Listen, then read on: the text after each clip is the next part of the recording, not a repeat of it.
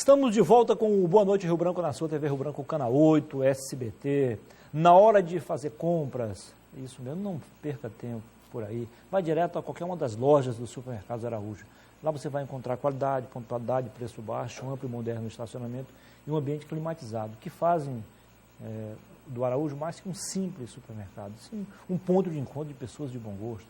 Você sempre vai encontrar no Araújo um colega de trabalho, um vizinho, um colega de pelada de final de semana, um colega de aula. Sabe por quê? Porque assim como você, ele também é inteligente, gosta de fazer economia e de comprar num lugar saudável, como eu falei agora há pouco.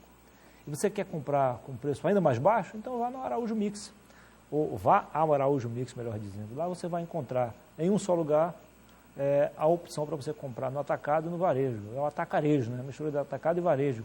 Varejo e atacado, Araújo Mix. E também temos o apoio da Purifique, o melhor da água alcalina para você e toda a sua família. Não beba mais água contaminada. Sabe por quê? Porque ela lhe causa doença, pode levá-lo à morte. Não queremos isso, queremos que você e sua família estejam sempre em paz, com saúde, para nos prestigiar todas as noites aqui no Boa Noite Rio Branco. Muito bem, pessoal, eu tenho o prazer de conversar agora, depois de um longo tempo, depois de um longo e tenebroso inverno, eu recebo a visita do professor Emerson Silva.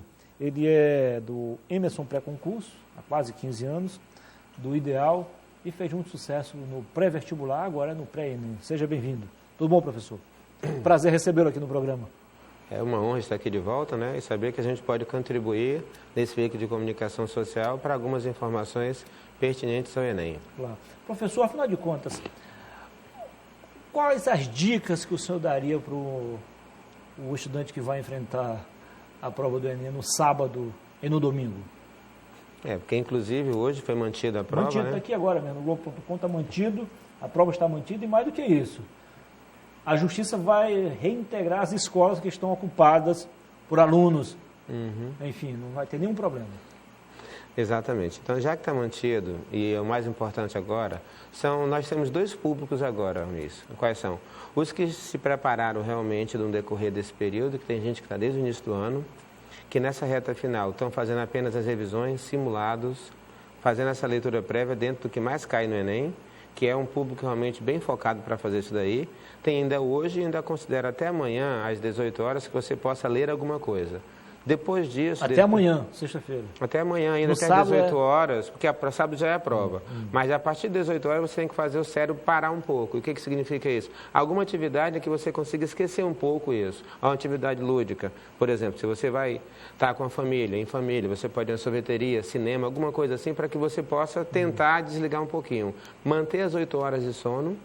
Nós sabemos que o horário de verão aqui, as provas, os portões abrem às 9h e fecham às 10h e 10h30 a previsão de iniciar as provas. Então você tem que estar bem atento. No nosso horário? No nosso horário. 10h30. Isso. É importante que você possa estar atento a isso daí. Saber o local de prova já com antecedência, se possível visitar antes para você saber mais onde é que fica. Porque tem gente. Porque é cultural aqui no Acre o que a pessoa não cumprir horário.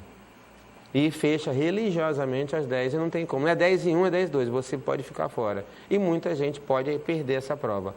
Lembrando que você que vai fazer tem que levar um documento com foto. Se não for, você não vai fazer. Uma caneta cor preta transparente, é importante. E você tem que imprimir o cartão de confirmação. Cor preta transparente. Imprimir o cartão de confirmação do Enem para que você possa mostrar que é o teu comprovante junto com o teu documento com foto. Isso é muito importante para que você possa não passar realmente um vexame de não poder fazer a prova mesmo estando munido com tudo isso daí.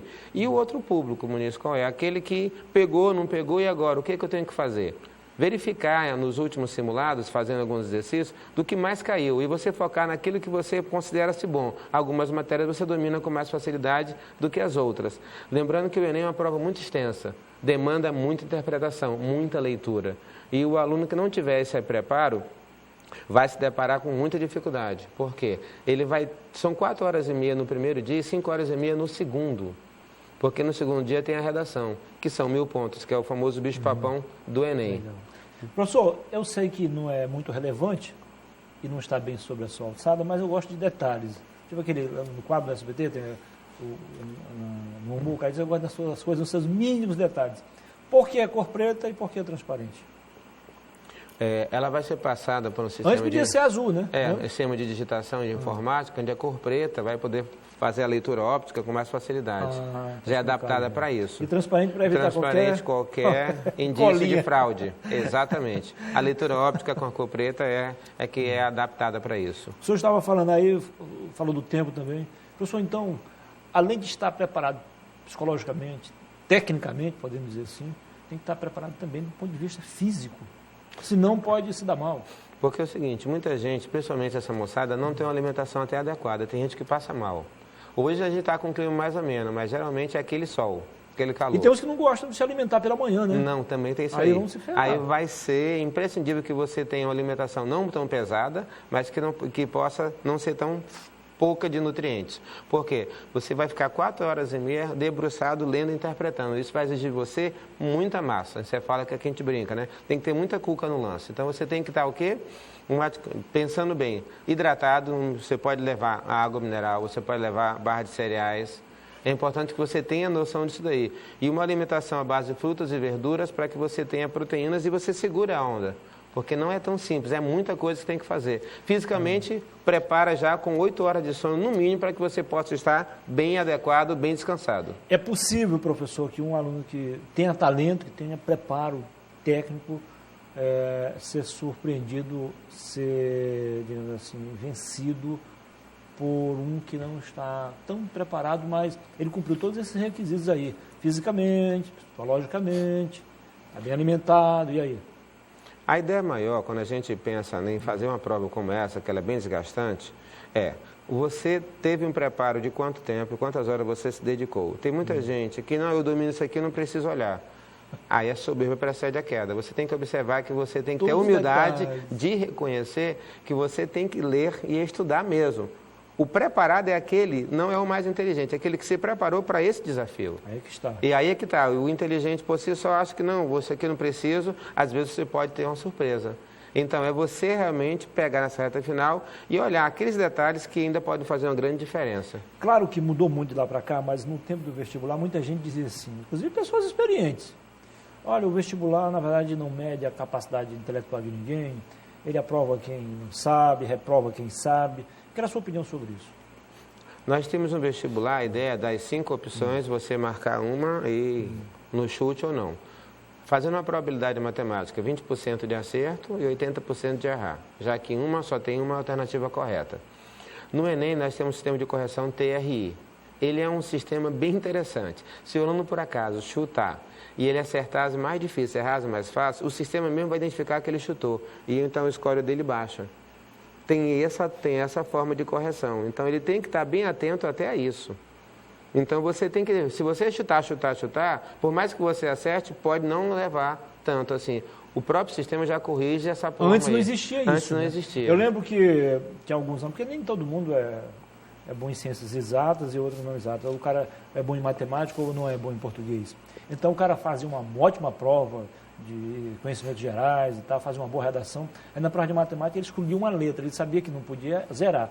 E escolhendo uma letra jamais ele ia zerar, né? Então no mínimo ele ia ter 1 ou 2 pontos. Nem é pouco provável que isso aconteça. Por quê, professor? Pela própria forma de como eles analisam a situação. Já prevendo que alguém pode chutar numa letra só. Tem esse isso detalhe, pode descontar então? Pode também. Tudo isso daí. Então, e muita gente não sabe disso. Então, continua. O que você tem que fazer? Quais são as disciplinas que você domina mais? Se é geografia e história, eu já analiso bem e verificar uma situação. Tem coisas, se você dominar um pouco de leitura e interpretação, no raciocínio lógico, você deduz alternativas absurdas, até sem nunca ter visto aquele conteúdo. Basta saber um pouquinho pela interpretação. Tá. Isso vale para todas as questões. Eu quero a sua dica para outras matérias, mas começando pela de matemática, que é o seu forte. Na matemática, ela é no segundo dia. Ela é sempre massacrada, a bichinha da matemática. Por que a gente pode falar assim? Começa com redação. A primeira coisa que você está nos assistindo tem que fazer é a redação. Porque o tema está na tua cabeça e a primeira coisa que você abre o caderno é ver qual é o tema. Você pode ficar muito contente ou não. Porque se é um que você se preparou, se deparou, beleza, já vai ali. Você já tira um peso da cabeça, porque 1000 pontos você já vai garantindo. em tese. Aí o que acontece? Se você dominar exatas, você vai logo para a matemática. Se você não domina, vai para a linguagem, que são 2 blocos a seguir. Vai fazendo as mais fáceis, em tese. E em matemática, qual é a dica? Você começa pelo final. Não vale pelo início da matemática, vai para as últimas questões. Por quê? Aonde estão as mais fáceis. Muita gente não sabe disso. Essa dica é preciosa. Você então que está nos ouvindo, mais fácil, começa a matemática fresca, pelo final. Não sabia disso, viu? Muita gente não sabe disso.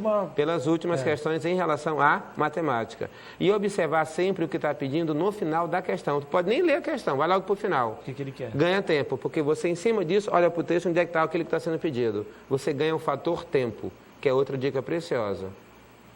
Às vezes do texto você não aproveita quase nada, são informações que vão apenas aumentar uma possibilidade de acerto, ou seja, são questões que só vão somar. O que você quer mesmo está no final onde você recorre ao texto. Ou seja, evitar desgaste físico conta também com o psicológico. E o fator tempo que você ganha.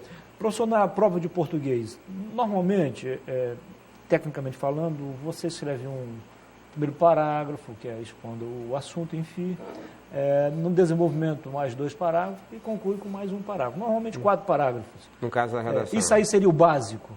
Primeiramente, você só não vai poder escrever algo se você tiver um conhecimento notório sobre isso. Então, isso quer dizer, ainda dá tempo você pegar as últimas atualidades nas revistas e nos blogs, você pode recorrer à internet, digitando no Google possíveis temas do Enem, possíveis temas da redação. Quando você faz isso, você vai aparecer muita coisa para você ver. E dentro disso, você já pode fazer algumas redações, ainda dá tempo, de hoje para amanhã, e recorrer a alguns professores de português para corrigir a tua redação. Eles vão dizer onde é que você tem que melhorar.